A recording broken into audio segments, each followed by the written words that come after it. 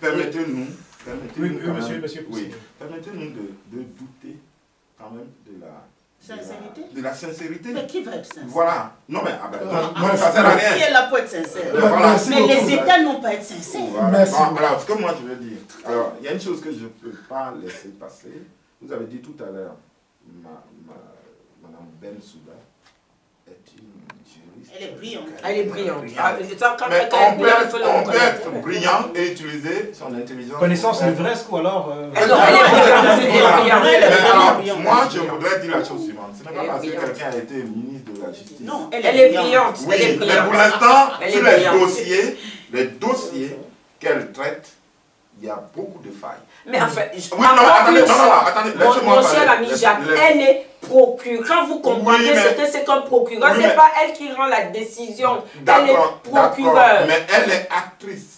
Mais elle rassemble les éléments. Elle rassemble les éléments. Si vous suivez le raisonnement, il faut comprendre ce que c'est comme procureur. Oui, d'accord, c'est pas le problème. Moi, c'est le mal. C'est le mal. Voilà. Donc, écoutez, ce que je veux dire, c'est, dans n'importe quelle procédure, on présente des preuves qui sont fausses, on dit vice de procédure. Mais qui a dit que c'est fausse? Il y a des juges devant elle. Mais c'est les experts. Vous êtes expert. Vous ne parlez pas en même temps. Est-ce que vous êtes expert? Est-ce que vous pouvez écouter? Mais qui a dit que les preuves sont fausses? C'est faux. Au procès de Laurent Gbagbo. Oui. Procès? Non, pas procès, mais pendant... Oui, il n'y a pas encore de procès. Oui. Mais pendant une audience, elle a présenté des preuves qui ont été... On a démontré. La défense a démontré. Des éléments. Elle a présenté des éléments. D'accord. Mais c'est le rôle de la défense. Non, mais écoutez. Vous présentez des éléments qui vous permettent d'arrêter un homme et de le priver de liberté. Et ces éléments, on vous démontre, preuve à l'appui, que vous les avez pris. Attends, ça a été montré, les images qu'elle a présentées. On va se calmer. Oui, calmez-vous. Parce qu'elle présente des images des gens qui sont jetés dans le feu en Côte d'Ivoire. Et on démontre que c'est au Kenya. D'accord, ok. Dans une procédure en France ici, on dit procédure. Non, alors, non, ce que je veux dire, mon ami, et Blé Goudé l'a montré aussi. Oui, mon ami,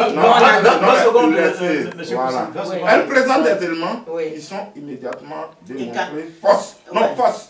Parce que quand même, là on parle, vous parlez tout à l'heure des victimes qui bénéficient de la CPI. Mais est-ce que vous savez la décision d'arrêter un chef d'État qui a des partisans dans un pays, la décision de l'arrêter. Il n'était plus chef d'État en tout cas. Ça c'est votre propos. Non, là, mais ça c'est votre propos. Attendez, non, on va répondre. Non, vous êtes juriste. Oui, vous respectez les lois constitutionnelles. Oui, laissez-nous le débat politique. Jusqu'à ce qu'on arrête Laurent Gbagbo, il était toujours président de la Côte d'Ivoire, puisque la Cour constitutionnelle n'avait pas encore s'il vous plaît, parlons de la CPI. Voilà. Je vais répondre à votre question. Non, c'est parce que vous répondez, vous me dites qu'il n'était plus président. Ce n'était pas le débat. Donc, quand vous arrêtez quelqu'un qui est soutenu par 50% de sa population, vous savez ce qui se passe derrière. Donc, la CPI prend des risques. Oui, peut-être. Des risques. Et non. Pourquoi s'est mêlé des affaires de Gbagbo? Parce qu'il a été seul à ratifier la convention en défiance avec son conseil constitutionnel. Tout seul comme un grand. Tout seul comme un grand. Il a dit le conseil constitutionnel, on s'en fiche. Moi, je veux ratifier. On laisse les polémiques et on regarde les faits. Les choses essentielles. Parce que c'est la vie des populations africaines dont on est en train de parler. Je suis d'accord. Parce que quand la CPI prend des décisions et que s'entraîne des massacres derrière, parce que quand on a arrêté Laurent Gbagbo, il y a eu des massacres derrière. Donc la CPI fait des choses, ils ne vont pas disons que c'est pas forcément le débat. Voilà, c'est pas le débat.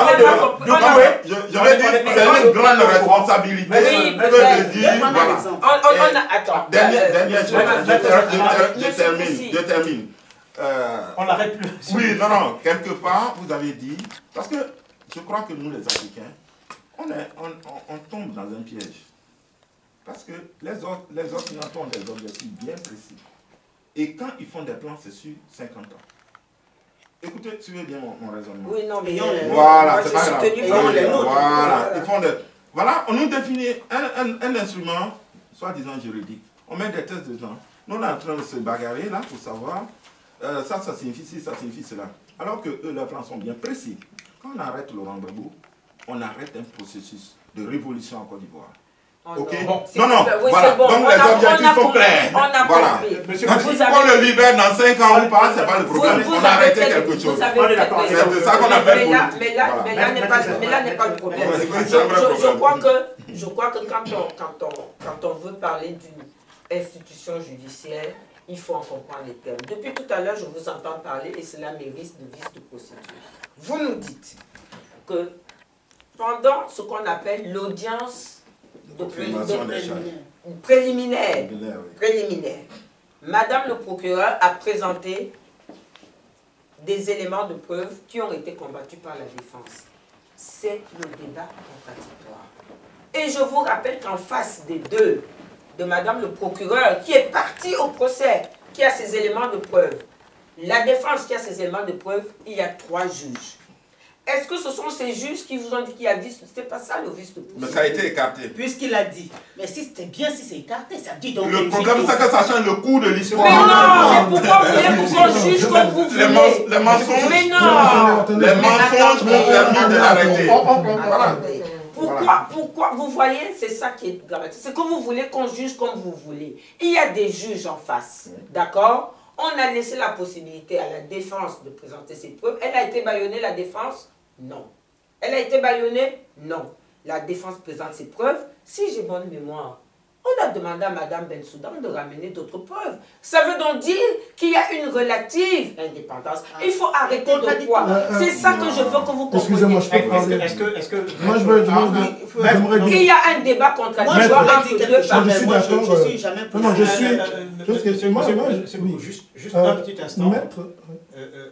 Elle veut rajouter quelque chose. Ça veut dire que pour revenir au débat, parce que je pense que lorsqu'on est dans les éléments de preuve et tout ça, lorsqu'on est toujours en train d'insister sur le fait que sur un procès concernant un justiciable de la CPI, il y a pu avoir effectivement des éléments qui n'ont pas été probants ou qui ont pu être écartés. D'ailleurs, être écarté, c'est une excellente chose. Est-ce qu'après, le fait de l'avoir écarté, le dossier est devenu vide au point où il n'y avait plus rien? On peut écarter sans éléments, en avoir 1500 autres. Ce n'est pas la question. Ce que je voudrais dire, c'est que j'aimerais attirer l'attention sur la nécessité et sur la spécificité de la CPI.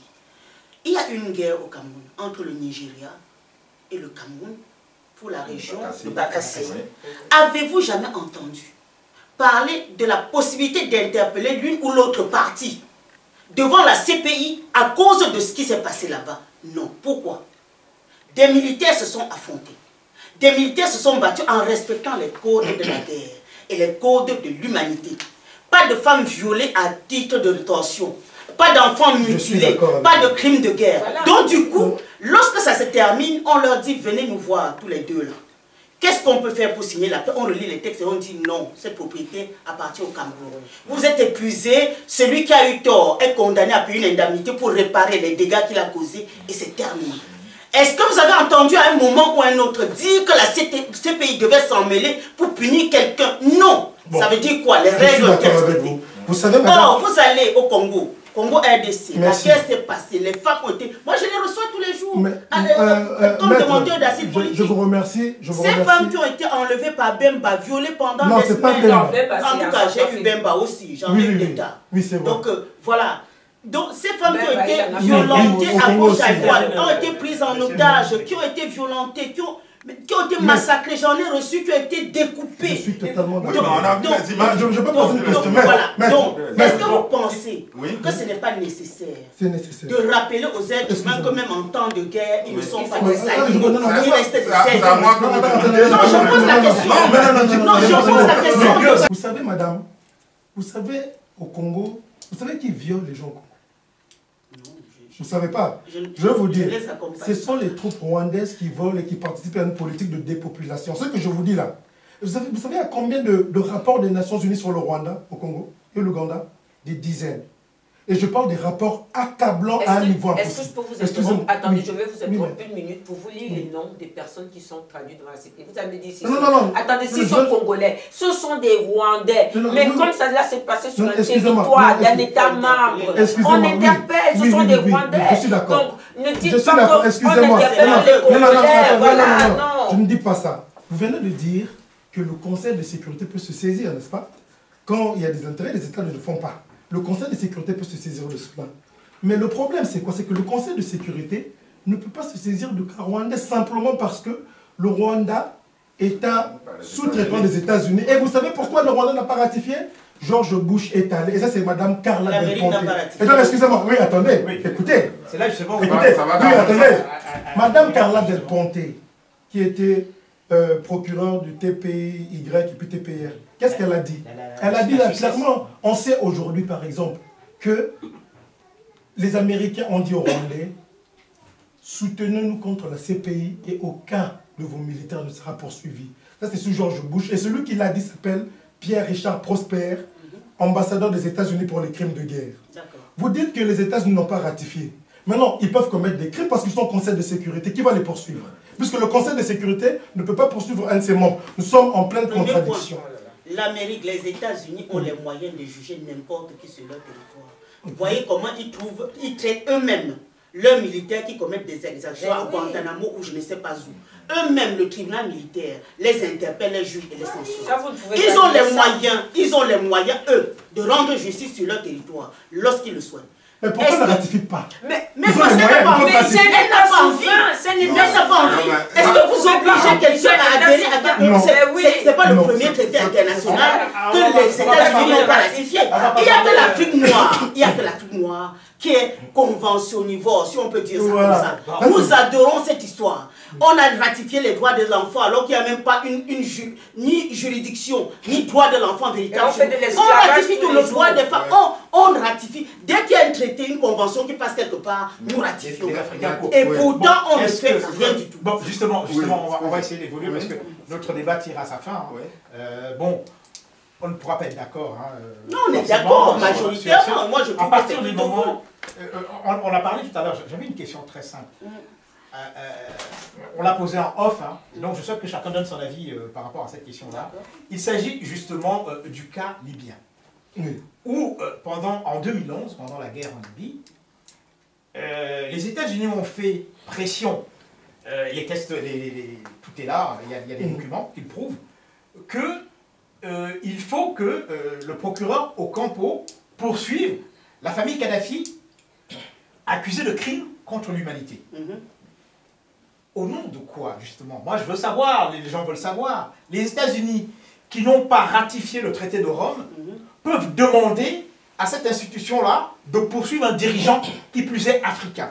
Ma question est, est-ce qu'ils l'ont poursuivi? Non, on a donné la réponse. Ils ont été poursuivis. On a donné la réponse. Son fils est toujours poursuivi. On a donné la réponse, Florence. Les États-Unis sont membres du Conseil de sécurité. Voilà. C'est la réponse. Bon, écoutez, ça veut dire que justement... Alain Jules, excuse-moi. On vous a dit qu'il y a 3 modes de saisine, d'alerte d'enquête. Il y a l'État membre, l'État signataire du traité, qui lui-même, comme l'Ouganda a fait, va à la CPI, dit voilà, je vous dépose un dossier. Comme la Centrafrique a fait, voilà. D'accord? Il y a la reconnaissance de la compétence, comme Gbagbo a fait à signer. D'accord? Et il y a le Conseil de sécurité qui dit au procureur, est-ce que tu peux? Mais le procureur ne dit pas oui.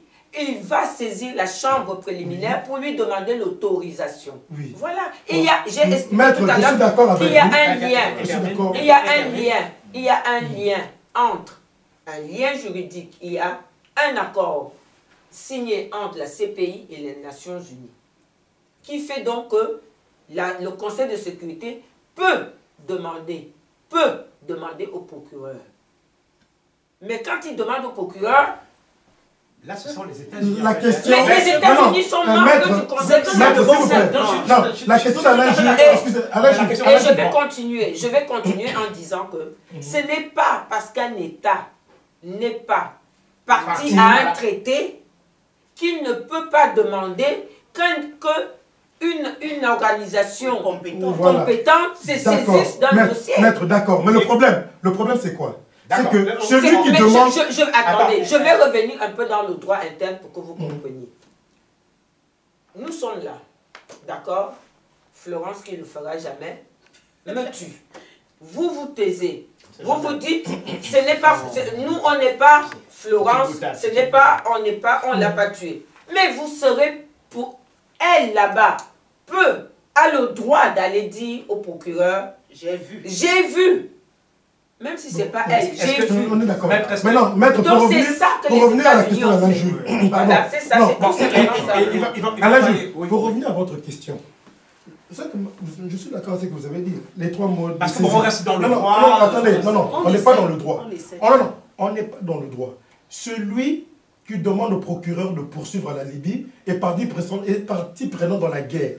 Les États-Unis n'ont pas été dans la guerre. Excusez-moi, madame. Le président Maroc qui madame, c'est pour ça que je vous ai dit, il faut que nous comprenions ce signe africain. La CPI, c'est dans le grand jeu international.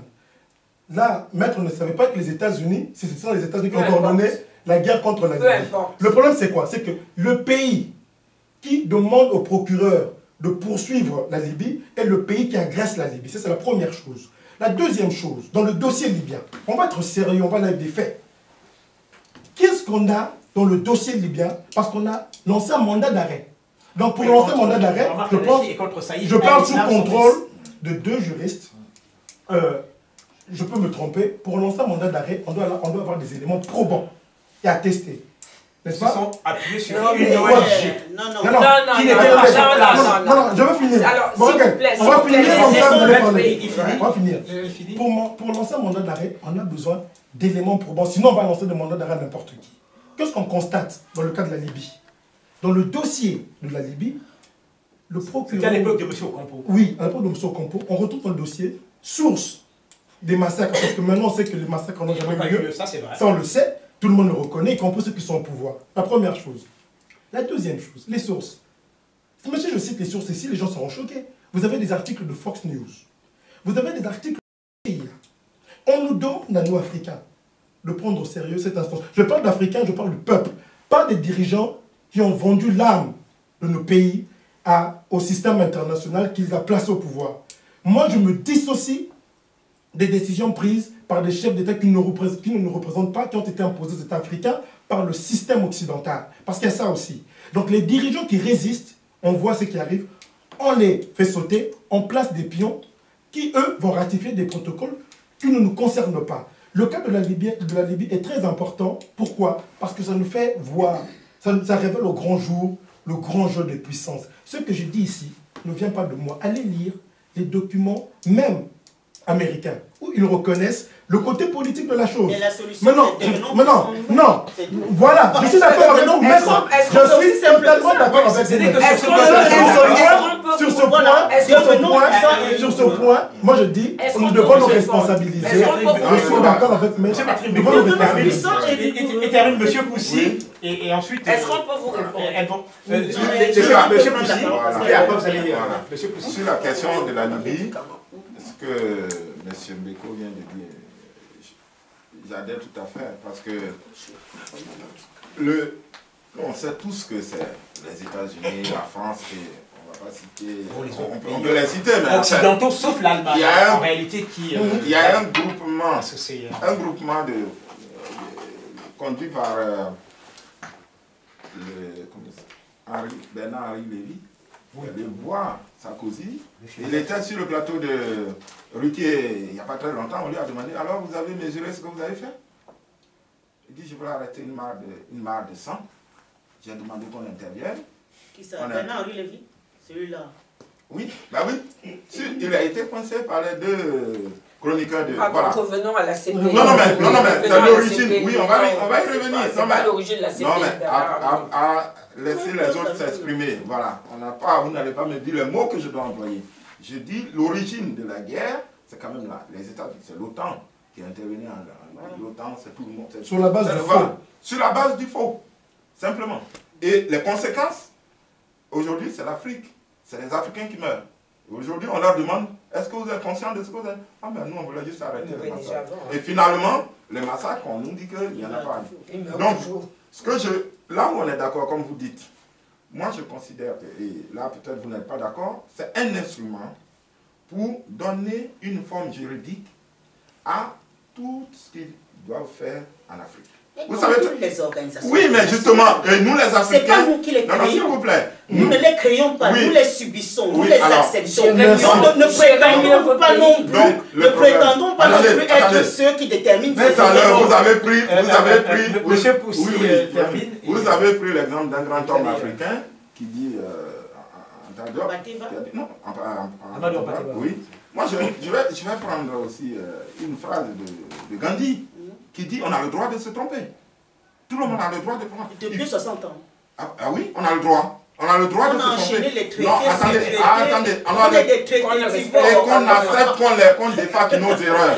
Non, on accepte de faire nos erreurs. Mais qu'est-ce qui se passe? Je prends les différents cas. Est-ce que Gbagbo reconnaît qu'il s'est trompé en signant la reconnaissance là? Gbagbo dit. On l'a forcé. Hein? Non, écoutez. Non, ne me donnez pas les phrases. Gbagbo dit, vous nous dites d'appliquer la démocratie. La base de la démocratie, c'est quoi? C'est la liberté. Non, d'abord, c'est la Constitution. Apprenons à respecter nos constitutions. Ah ben, le Conseil constitutionnel a dit que c'était Attendez. Gbagbo dit, dans tout ce qui se passe en Côte d'Ivoire, on respecte la Constitution. L'ONU. 10 ans sans élection, le respect de la Constitution. Eh bien, la mais lui, il n'a pas respecté. Écoutez bien. Non, le dossier. Le dossier ivoirien. Non, mais moi, je restais dans la CPI en disant qu'on essayait de respecter la Constitution. Vous rigolez avec, mais vous employez des expressions sur un dossier, je pense que vous ne connaissez pas. Parce que la Constitution ivoirienne interdit. La Constitution, mais quand même vous lancez des non, restons sur la CPI. Voilà ce que je veux dire. La Constitution ivoirienne, je voudrais vous le rappeler, la Constitution ivoirienne interdit d'organiser des élections lorsqu'une partie du territoire est occupée. C'est pour cela qu'en 2005, il n'y a pas eu d'élection. Et pourquoi lance l'élection après ça a été libéré? Restons. Moi, ce que je veux dire, vous l'avez souligné tout à l'heure. On est tous d'accord que l'Afrique a des institutions qui sont faibles. Qu'est-ce qu'on doit faire? Pour nous, il faut renforcer ces institutions. Ne pas chercher de solutions extérieures. Si ces grands donneurs de leçons occidentaux, qui ont les moyens, peuvent nous aider, qu'on nous demande d'appliquer la démocratie. Et pas qu'on vienne nous imposer la démocratie. Qu'on vienne, parce que la Libye, quand ça les arrange, ils viennent les bombardent. Et qu'on nous apprenne à appliquer. Parce que dans le cas de la Côte d'Ivoire, pour revenir, il y a des gens qui sont jugés et d'autres pas. Je peux vous lire le rapport. Ah, mais ça, on est... Oui, le rapport. Mais ça va venir. Non, mais attendez, ça va venir. Vous mettez à la place d'eux. Non, parce que s'il vous plaît, on n'est pas là pour parler du problème ivoirien. Parlons de la CPI. Allez, lisez le document et qu'elle vous réponde. Voilà. Moi, j'allais je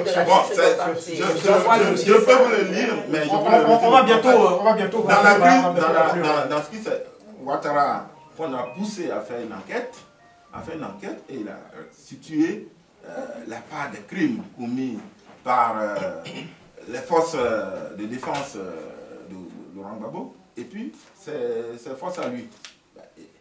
Parmi ces crimes, il a attribué 1500 crimes commis par les forces de Gbagbo et 800 par son camp. Bon, sur les 800, il dit 500 sont des exécutions sommaires. Et dans le cas de Gbagbo, 1000 sont des exécutions sommaires. Comment? Pourquoi la CPI, qui est un instrument juste, ne se saisit pas de ces cas? Il suffit que les États-Unis ordonnent à la CPI d'aller en Libye. Et pour que la CPI y aille. Donc moi, j'ai assisté à des réunions dans le cadre professionnel où il est dit clairement, je ne vous cite pas les institutions qui le disent, mais ils disent que les grandes nations se sont divisées le monde, c'est clair. Elles doivent empêcher toute évolution qui dérange leur influence. Et c'est ce à quoi on assiste. La CPI a été mise en place pour aider les Occidentaux à extrader, parce que c'est de la déportation qu'on fait. Mais oui, ça, on a vécu ça pendant la colonisation. On le vit aujourd'hui. On enlève les fils des pays de leur territoire pour aller les emprisonner ailleurs. Pourquoi les familles n'ont pas le droit de voir leurs prisonniers? Pourquoi? Donc pour moi, c'est un instrument qui est mis en place quand ça les arrange. On appelle la CPI, on donne un cadre juridique, et nous, les Africains qui aimons bien apprécier les choses occidentales, on commence à se battre sur des textes. Pendant ce temps, ils appliquent leur plan. Ils massacrent nos populations, et c'est la population africaine qui souffre. Donc pour moi, oui, pour moi, le cas de la Libye est flagrant. Le cas de la Côte d'Ivoire est flagrant aussi. La France donne l'ordre, les États-Unis donnent l'ordre, et on y va. Bon, voilà, justement, sa réponse, et puis on va faire un dernier tour de table les éléments de Côte d'Ivoire dont vous parlez datent de quand? Dans le rapport de... 2012. 2012. Oui. 2014. Non, pas le rapport. Les 500 dont vous dites que Ouattara, les faits là datent de quand? Non, pas le rapport, les faits. Les faits. Vous dites qu'il a fait une enquête.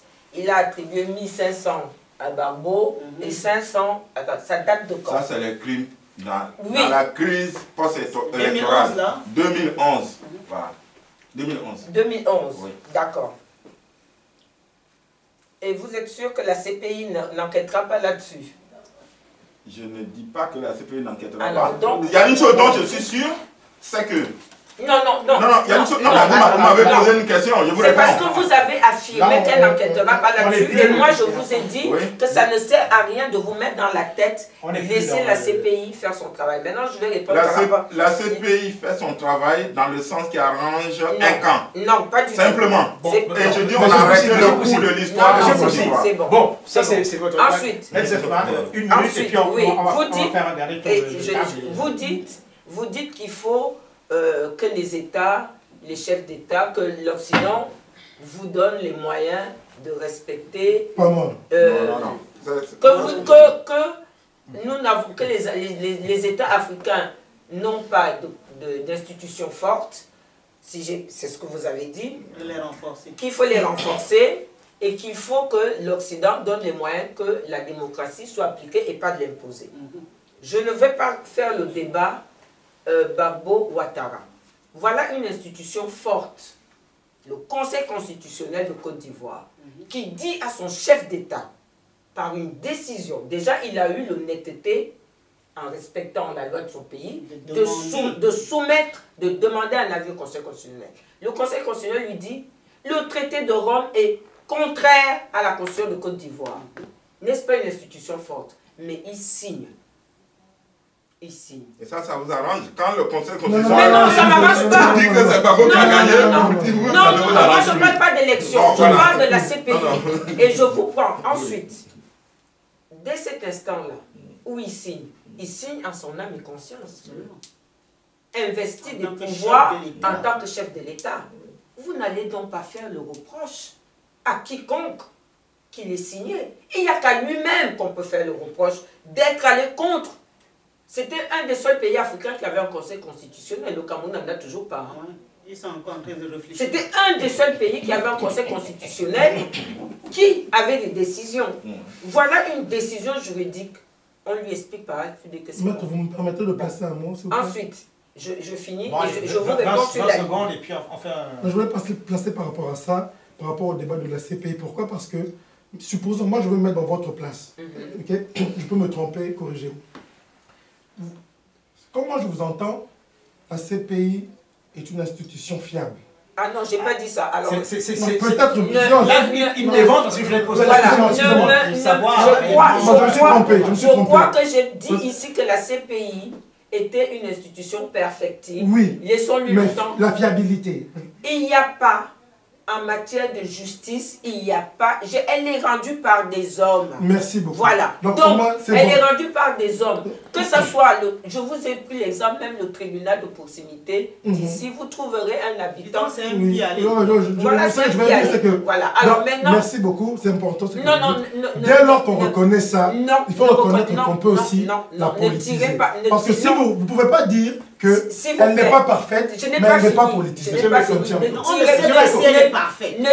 pas fini. Ne tirez pas des conséquences, des conclusions sur ce que je dis. Je vous dis qu'elle n'est pas perfectible, je n'en conclus pas qu'elle est politisée. Je vous dis qu'elle n'est pas perfectible parce que la justice est ainsi faite. Parce qu'elle est perfectible. Elle est perfectible parce qu'elle évolue au fil du temps. Elle est de 2002. Elle n'a que 12 ans, c'est jeune pour une institution judiciaire. Elle évoluera. Ensuite, concernant la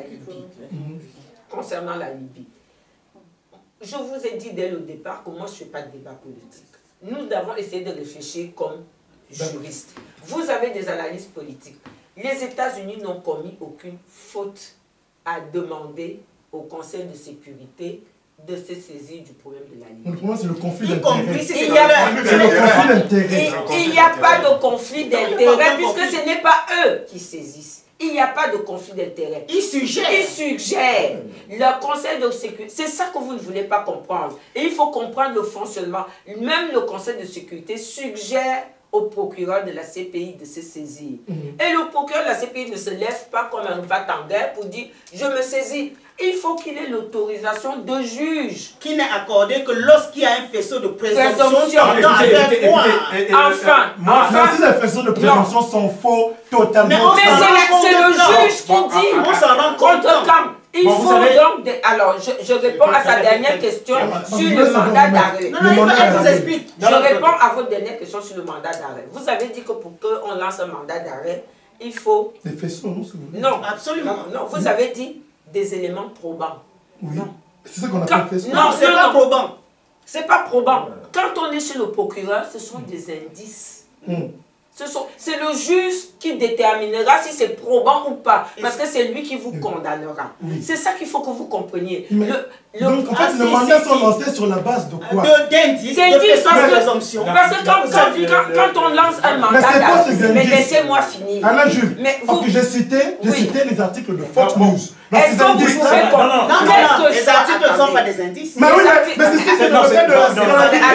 Attendez, s'il vous plaît.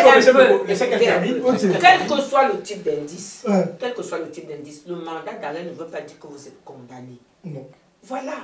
Le mandat d'arrêt ne veut pas dire que vous êtes condamné. Le mandat d'arrêt vous dit qu'on vous remet à une justice qui va regarder tous les éléments que le procureur va apporter. Il y a une ouverture d'information. Il y a une ouverture d'information. On va s'interroger. On va s'interroger. Quels que soient les indices. Mais puisque les tribunaux après peuvent dire que les indices ne sont pas probants.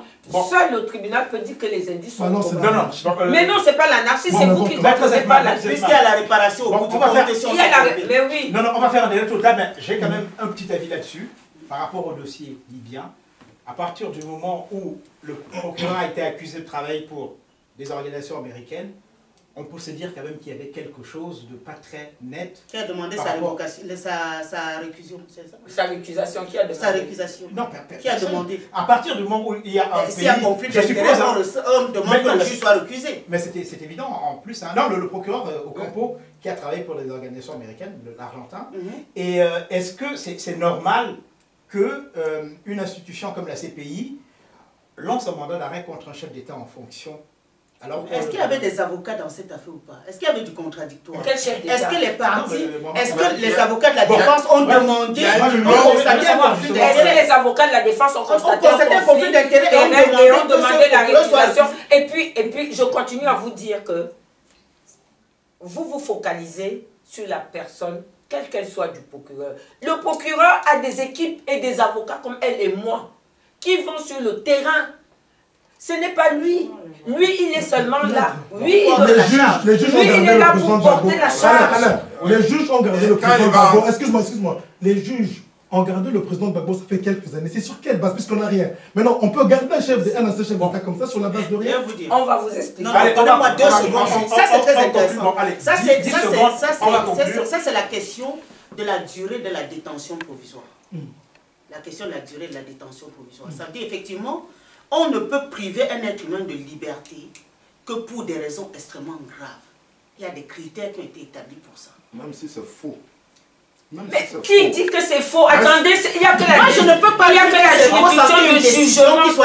Voilà. Tant qu'une décision n'est pas rendue, on est dans l'instruction. On est dans la démarche. Voilà, on est dans la démarche. On recherche la vérité, justement. En ce qui concerne le président, vous savez quand même que le président Gbagbo a demandé sa remise en liberté à plusieurs reprises. Et pour quelle raison? Je pense que mon confrère a d'ailleurs les textes qui motive le refus de ce refus de remise en liberté. On dit il a trop de Attendez, non. C'est un réseau de Est-ce que c'est écrit comme ça?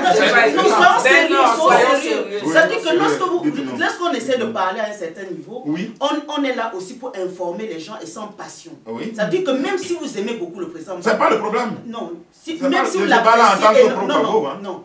Si vous l'appréciez beaucoup, il faut quand même discuter de sorte que ceux qui nous écoutent en tirent quelque chose. Lorsqu'on refuse, je ne dis pas qu'ils ont raison, mais celui qui refuse, le juge qui refuse votre remise en liberté a l'obligation de motiver sa décision. Et il y a une nomenclature de motivation qu'il doit respecter. Et dans le cas du président Gbagbo, l'une des décisions, c'est la gravité des faits dont on le soupçonne, qui font que si jamais ces faits étaient avérés, il serait peut-être condamné à vie.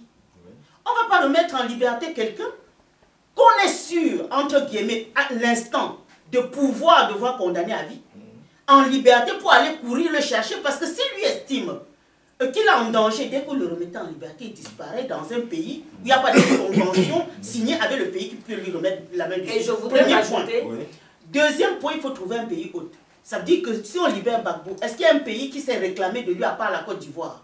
Vous voulez qu'on le ramène chez Ouattara pour qu'on organise des guerres de tranchées entre les deux factions aujourd'hui? À qui est-ce qu'on le remet? Vous dites soyons sérieux. Moi, je vais être sérieux aussi. Parce que dans cette crise-là, ivoirienne, il y a eu beaucoup de morts. On parle pas de la crise. Non, vous parlez de crimes graves. Ok? Quand on arrête... moi, je ne reconnais rien. Moi, je vous donne des éléments. J'emploie... Moi, je ne confirme rien. Vous voulez qu'on vous écoute, écoutez les autres. Mais je ne fais que ça. Voilà. Donc, ce que je veux dire, c'est que dans les textes aussi, il est mentionné qu'il a un réseau de soutien. Et comme vous dites là, qui va aller... C'est dans la décision. Ah oui, il va aller... Vous avez la décision de remise de refus. Non, vous avez la décision de refus. Oui, on l'a lu. Pourquoi les avocats n'ont pas fait appel? Parce qu'ils ont la possibilité de faire appel. Justement, on a des soupçons sur son avocat. Oh là là. Mais si vous avez des soupçons. Les États-Unis sont aussi passés. Excusez-moi. On a des soupçons. Moi, mon problème, c'est quoi? C'est dire, on a des raisons de croire qu'il peut fuir. Le problème, c'est quoi? C'est que, dès le départ, vos fameux indices sont biaisés. Donc, c'est-à-dire que, avec les indices, parce que moi aussi, je peux, avec mes indices, dire que bon, je pense qu'avec ces indices-là, on peut inculper, ou on peut lancer un mandat d'arrêt contre qui. Or, le problème, c'est quoi? C'est que, combien, vous avez parlé des Rwandais qui sont poursuivis. Vous savez combien de documents des avocats congolais sérieux, rwandais sérieux, ont introduit à la CPI contre le Rwanda, et c'était merci, bonjour. Vous savez, parce que... Voilà. Bon. Mais non, là vous êtes dans le fantasme. Non. Si vous avez des éléments, mais je crois que votre réel problème dans cette discussion, c'est que vous n'avez rien compris à la procédure judiciaire. Et qu'on essaie de vous expliquer. Nous, on ne parle pas de politique. Moi, j'ai compris la procédure. Non, vous n'avez pas compris. C'est que vous n'avez pas compris le côté politique de la procédure. Vous n'avez pas compris l'enjeu de la CPI. Je vous rappelle la procédure. 20 secondes. Oui, 20 secondes. Vous avez des indices, d'accord? Vous saisissez le procureur. Le procureur, sur la base de ces indices, décide de l'ouverture d'une information. C'est l'information qui va transformer ces indices en faits probants. Et c'est le tribunal qui va transformer ces faits probants en fait réel et qui va vous condamner.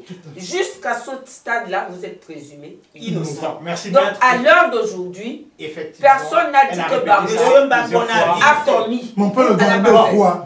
Mais pour que les enquêtes, parce que voilà, on peut le garder au froid pour que les autres... Monsieur Poussi, elle parle de la procédure. Oui. Donc, on ne peut pas remettre en cause la procédure. En revanche, on va essayer de conclure, hein, parce qu'on a compris que les Maître Nomo et Maître Zefman parlent de la procédure, de ce qui se passe réellement à la CPI, etc., etc. Quant à vous deux, apparemment, vous dites que c'est une institution politique qui condamne, voilà, à tort, probablement, on a parlé notamment de Charles Taylor, etc., etc. Alors, pour conclure, on va faire un tour de table et puis Alors, Maître Nomo, sincèrement, hormis si vous commencez pas sincèrement, ça veut dire que vous doutez de ce qu'elle a dit. Non, je ne doute pas. Mais, si. Sincèrement, non, justement, parce que si ce n'est que ça, on s'est rencontrés plusieurs fois, Maître Nomo, qui sait que bon, il y a parfois de la mauvaise foi, on parle beaucoup plus, parce que bon, ça c'est un peu les avocats. Hein. Bon, bref, alors, Maître Nomo, dites-nous concrètement, par rapport à ce qu'on poursuit, par rapport à ce qu'on ne poursuit pas alors qu'il y a des faits, il a parlé tout à l'heure de la Côte d'Ivoire, Maître Zefman a dit que oui, peut-être que ça viendra. Est-ce que, sincèrement, c'est sérieux? Parce que c'est ça le problème. Ne mettons pas des doutes dans les esprits des gens, puisque les faits se sont passés à la même époque. Pourquoi un camp est poursuivi et l'autre pas? Donc c'est par rapport au sérieux de la CPI, vous pensez vraiment que la CPI est une institution sérieuse? Je vais peut-être vous choquer. Mais ce que j'aimerais que nous comprenions à l'occasion de ce débat, c'est que les relations internationales ne connaissent pas d'affection et de sentiment. C'est une question d'intérêt. Est-ce que la CPI est parfaite? Elle est perfectible comme toute œuvre humaine. Mais en même temps, il faut que les Africains arrêtent de donner le bâton pour les battre. Nous ne faisons que donner le bâton pour nous battre. Nous sommes les champions des signatures, des conventions, et souvent en dehors de tout cadre juridictionnel de nos propres pays. Par la suite, quand ça s'applique à nous, parce que lorsque nous signons, nous pensons toujours à l'autre, avec notamment nos adversaires politiques, et lorsque nous nous trouvons pris dans les filets que nous avons tendus à l'autre, nous hurlons et appelons nos masses parce que c'est l'occidental qui l'a fait, c'est sûr qu'il y a un complot, il veut ma peau parce que je suis noir et parce qu'il est blanc. Et ça nous permet de nous défausser en permanence de nos propres responsabilités. Moi, je refuse cette Afrique pleurnicharde qui passe le temps à se plaindre du monde sans balayer devant sa porte. Je veux que les Africains arrêtent de chialer. Je veux que sur tous les plans, et je profite de ce cadre, je ne vais pas revenir sur la CPI, je pense que le contenu des débats en dit assez long.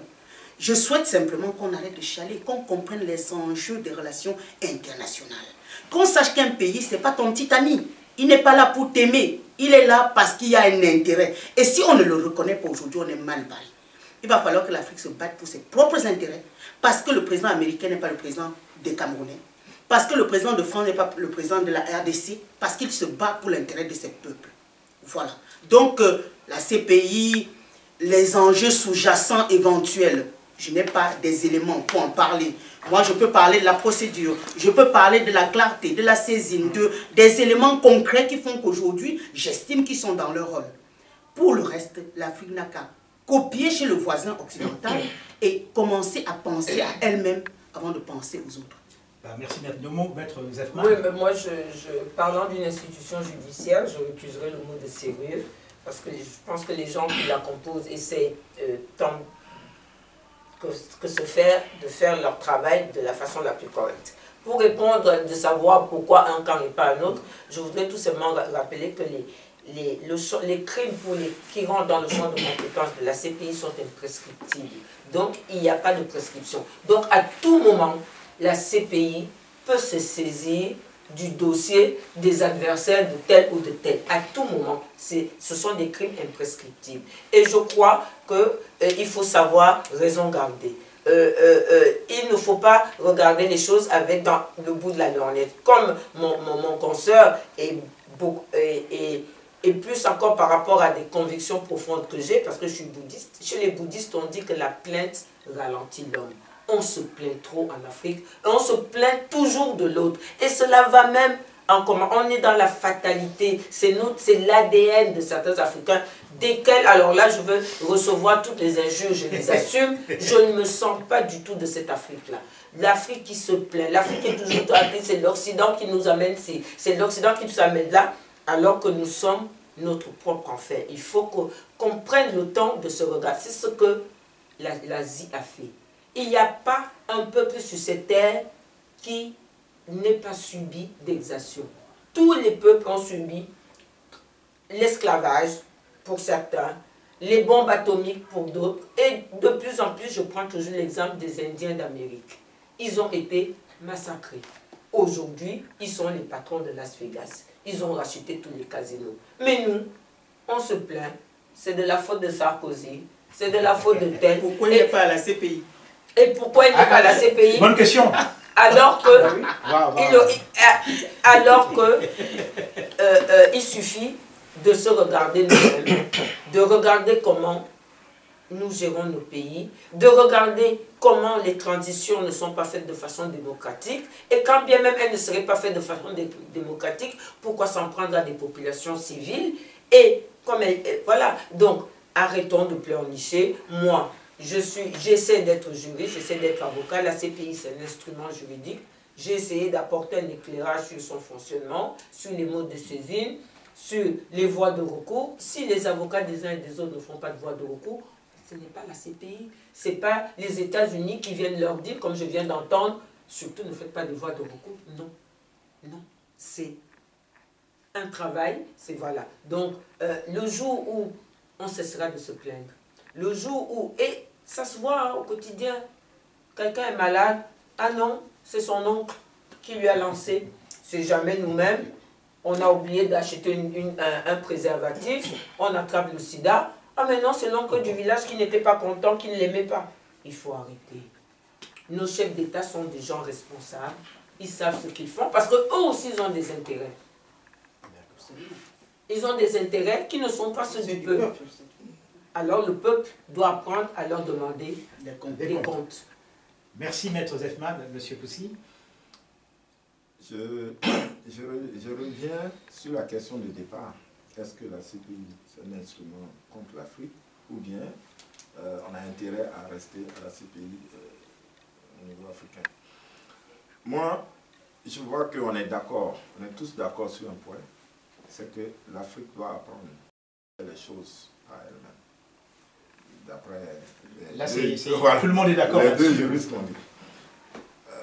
Donc, nous, on travaille par exemple au niveau de notre association sur la promotion de la souveraineté, la promotion de l'indépendance. Donc, il y a un travail d'éducation qui doit être fait pour augmenter le nombre de personnes capables justement de proposer, de comprendre à quelle sauce nous sommes mangés. Je ne suis pas totalement d'accord sur le fait qu'on ne doit pas dénoncer les actes des Occidentaux. Parce que on se retrouve finalement dans un cercle où on définit des instruments temporaires. Parce que la CPI peut disparaître demain si tous les États se retirent. C'est tout. Donc je comprends que Maître Nomo, pardon, excusez-moi, demande que les États africains se retirent de la CPI. C'est un peu ça. C'est un peu ça. Elle n'a pas dit. Elle n'a pas dit comme ça, mais c'est ce que attendez. Ce que j'ai compris, c'est qu'on signe des choses dont on vient se plaindre. Soyez responsable, c'est ce que je vous assure. Voilà. Donc, si vous voulez ne pas avoir de soucis avec la CPI, ne vous engagez pas. C'est aussi simple. Voilà, c'est ce que je veux dire. Donc, les États africains, s'ils veulent s'assumer, doivent se retirer de la CPI. Et moi, j'insiste sur le fait que la population, parce que finalement, c'est de la population qu'on parle, c'est du bonheur du peuple dont on parle. Donc la population doit prendre ses responsabilités. Et quand elle prend ses responsabilités, nous invitons les Occidentaux à la laisser agir.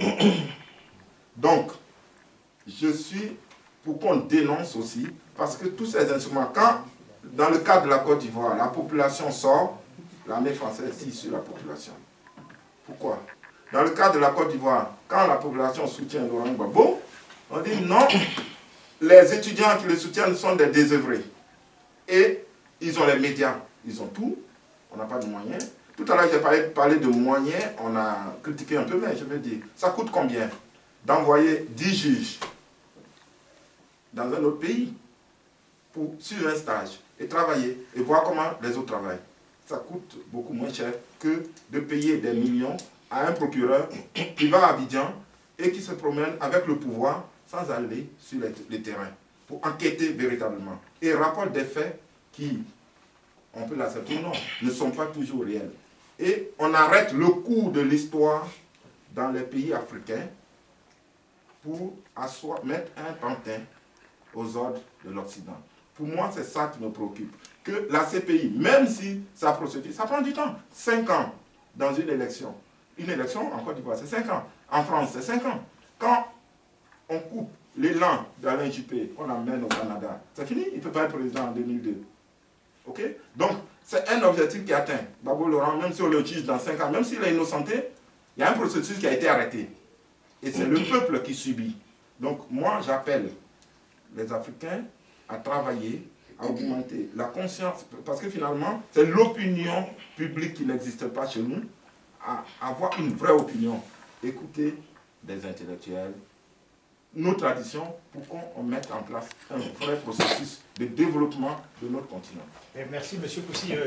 On peut dire que, d'après votre conclusion, vous parlez des peuples qui doivent être conscients, mais apparemment, les dirigeants n'écoutent pas leur peuple, malheureusement. On peut dire ça comme ça. Ils n'ont pas trop le choix, des fois. Ils n'ont pas trop le choix, des fois. Monsieur Patrick Mbeko... Et moi, pour rester dans le débat sur la CPI, je pense que au moins nous sommes d'accord sur le fait qu'il y a une responsabilité africaine. Et nous devons nous regarder, certes, mais nous ne devons pas non plus rejeter de revers de la main les réalités de notre monde. Donc j'ai à relever ici que des chefs d'État ont été assassinés parce qu'ils servaient leur peuple.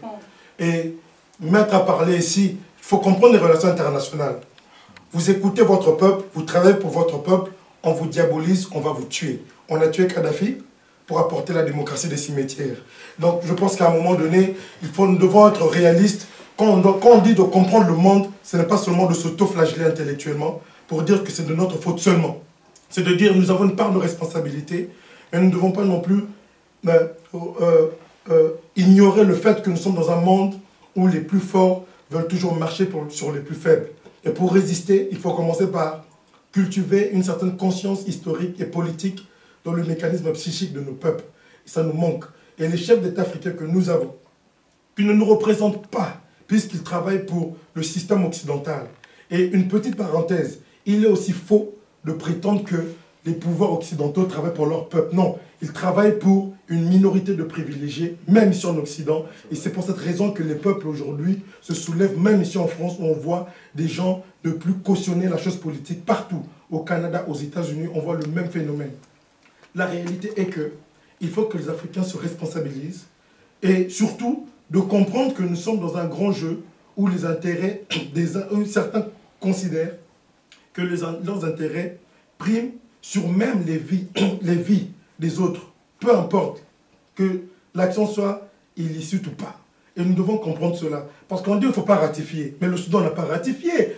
Omar el-Bashir est poursuivi. C'est ça aussi la réalité. Qu'est-ce qu'il faut? Il faut aussi, quelque part au niveau de l'Afrique, de s'aimer une certaine, ce que moi j'appelle non seulement une conscience politique et historique, mais surtout susciter aussi ce que moi j'appelle une certaine fraternité africaine comme de père des indépendances. Parce que si un des pays africains est agressé aujourd'hui, d'autres disent on est contre cette agression, on peut stopper au moins la machine meurtrière. On a vu en Amérique latine, avec l'ALBA, quand les États-Unis ont voulu déstabiliser la Bolivie, Chavez a dit nous allons intervenir si vous déstabilisez ce pays-là. C'est ce que nous manque en Afrique. Nous parlons de panafricanisme, de la fraternité africaine, mais nous ne nous aimons pas. Quand c'est sur les faits, on ne fait rien. Comme les juristes l'ont dit, elles ont raison de relever le fait que quand ça fait notre affaire, la CPI est importante. Et quand ça ne fait pas notre affaire, c'est la faute de l'Occident. Donc nous devons être constants et surtout honnêtes envers nous-mêmes. Donc il faut observer ça de manière globale. Nous avons une responsabilité, nous, Africains, mais cette responsabilité ne peut nous interdire de fustiger un système impérialiste qui fait tout et qui fera tout pour assujettir les populations africaines. Donc c'est ça qui est important. Et surtout, excusez-moi pour finir, il faut aussi que les intellectuels africains, je parle des intellectuels, pas des diplômés, que les intellectuels africains s'affranchissent du discours dominant, de tout ce que nous apprenons parfois aveuglement dans les institutions occidentales. Je ne dis pas que tout ce qu'ils disent est mauvais, mais nous devons faire attention parce qu'ils nous conditionnent intellectuellement pour ne pas comprendre le monde dans lequel nous vivons et pour cautionner ce qu'eux font chez nous en utilisant la même chose. N'oublions pas, ils ont utilisé la Bible pour nous assujettir.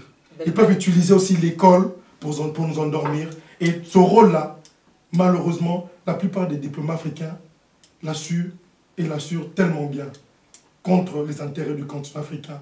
Donc il faut une redéfinition de l'homme, il faut une renaissance, une redéfinition de l'homme intellectuel africain si nous voulons sortir de ce système dans lequel nous sommes emprisonnés. Je vois à quel point vous vous reniez. Votre livre n'est fait que de textes de la CIA, de l'Occident. Non, pas du tout. Il faut le lire. Non, il faut le lire. Oh là là. Merci Patrick Léco. Hein. Voilà, merci à vous, chers téléspectateurs de DIAF-TV. Merci de votre confiance. Je crois que vous-même, vous avez vu que ce débat a été assez houleux, très contradictoire. Donc, on vous donne rendez-vous une prochaine fois. Au revoir.